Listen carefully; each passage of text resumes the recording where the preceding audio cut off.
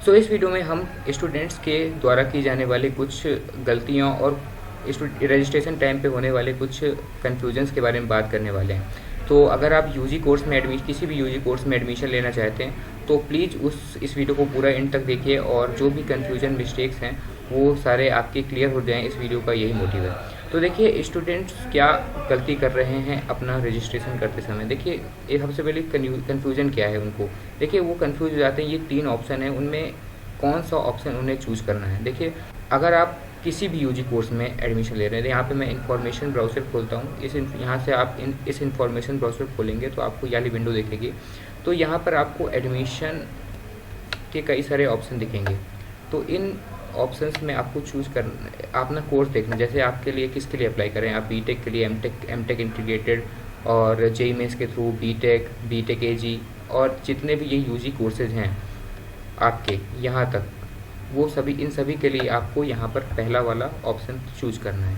उसके बाद ये जो बी डिज़ाइन, बी फार्मा, यहाँ से लेकर एमटेक एमबीए इंटीग्रेटेड और इसके लिए भी आपको पहला वाला फॉर्म ही भरना है। उसके बाद आपको एमसीए इंटीग्रेटेड, ये भी, इसके लिए भी आपको ऊपर वाला पहला वाला फॉर्म ही भरना है। ये आपके यूजी कोर्सेज में आपके होते हैं। उसके बाद आपके बीटेक और बी फार्मा लैटरल एंट्री जो सेकेंड ईयर में एडमिशन होता है, उसके लिए आपको पहला फॉर्म ही भरना है। यानी मैंने जो आपको बताया, यहाँ पर आपको एमसीए और ये एमबीए और बीआर छोड़ करके जितने भी आपके कोर्सेज हैं उन सभी के लिए आपको पहला वाला फॉर्म ही आपको फिल करना है। उसके बाद दूसरा जो इम्पॉर्टेंट डाउट आ रहा है वो ये है कि अब इसके अंदर हम चलते हैं, इस लिंक को हम खोलते हैं। इस लिंक को खोलने के बाद आप इस साइन इन विंडो में लैंड करते हैं और अभी हम साइन इन की बात नहीं कर रहे, अभी हम स्टूडेंट रजिस्ट्रेशन की बात कर रहे हैं। तो हम स्टूडेंट रजिस्ट्रेशन ऑप्शन को ओपन करते हैं।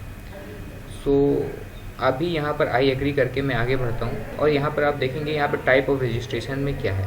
देखिए टाइप ऑफ रजिस्ट्रेशन में ही यहाँ पे कन्फ्यूजन आ रहा है। वो ये है कि अगर आपने केवल जेईई मेंस दिया है, यानी आप क्लास 12 पास करके आए और अगर आपने केवल जेईई मेंस दिया है तो आपको ये वाला ऑप्शन चूज़ कर लेना है।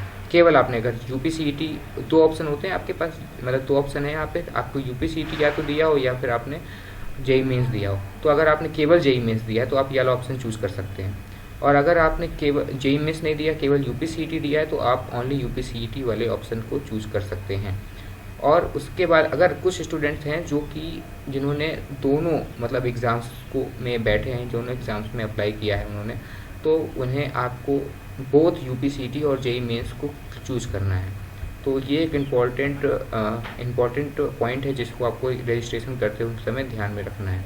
और इस पॉइंट को चूज़ करने के, यानी बोथ के पॉइंट को चूज़ करने के फ़ायदे क्या हैं। फ़ायदे ये हैं कि आपको यहाँ पर एक ही एप्लीकेशन फॉर्म भरना होगा, एक ही टाइम आपकी एप्लीकेशन फ़ीस लगेगी, एडमिशन की एप्लीकेशन फ़ीस लगेगी। उसके बाद जब आप सीट अलॉटमेंट करवाएंगे तब भी आपको एक ही बार सीट अलॉटमेंट का आपको पेमेंट करना पड़ेगा। 2 बार, अगर आपने 2 एग्ज़ाम अलग अलग दिए हैं तब भी आपको एक ही बार सारी चीज़ें करनी होंगी अगर आपने यूपीसीईटी और जेईई मेंस दोनों दिए हैं।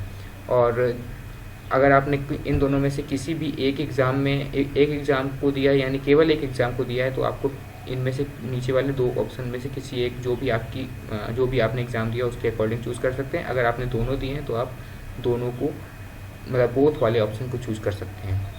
उसके बाद जो भी ऑप्शन चूज़ करेंगे उसके अकॉर्डिंग आपका पूरा डिटेल्स पूछा जाएगा। बाकी नीचे की कैंडिडेट नेम से लेकर सारी डिटेल्स कॉमन है, यहाँ पर आपको केवल डिफरेंस देखने को मिलता है। तो अब सोल्यूशन की बात करते हैं। जिन्होंने एग्ज़ाम तो दोनों दिए हैं लेकिन फॉर्म तो एक ही भर दिया है। तो यानी अगर आपने यूपीसीईटी जेईई मेंस दोनों दिया है लेकिन आपने फॉर्म इन दोनों में से किसी एक का भरा है, तो उसके लिए सोल्यूशन क्या है। सोल्यूशन ये है कि आपको मतलब ये upct.admission.nic.in के होम पे जाना है, होम पेज में। उसके बाद यहाँ पर आपको FAQs का ऑप्शन मिलेगा, तो इस FAQ को आपको खोलना है। ठीक है, इस FAQ को जो आप खोलेंगे तो आपको यहाँ पर आपको एक PDF फॉर्म दिखेगा। ठीक है, तो इसमें आप इस PDF फॉर्म के सबसे लास्ट में जाएंगे तो एक ये गूगल फॉर्म की लिंक दे रखी है। तो इस गूगल फॉर्म की लिंक को जो आपको भरना होगा अगर आपने इस तरह की कोई भी मिस्टेक की है। तो जितनी भी इस वीडियो में इन्फॉर्मेशन या आपको कन्फ्यूजन मिस्टेक जो भी बताई गई हैं उन सभी का आप ध्यान रखें, और जिन्होंने अभी रजिस्ट्रेशन नहीं किया इस वीडियो को पूरा एक बार और देखें और उसके बाद अच्छी तरीके से सारी चीज़ों को समझें, उसके बाद इस अपने रजिस्ट्रेशन फॉर्म को भरें। Thank you very much.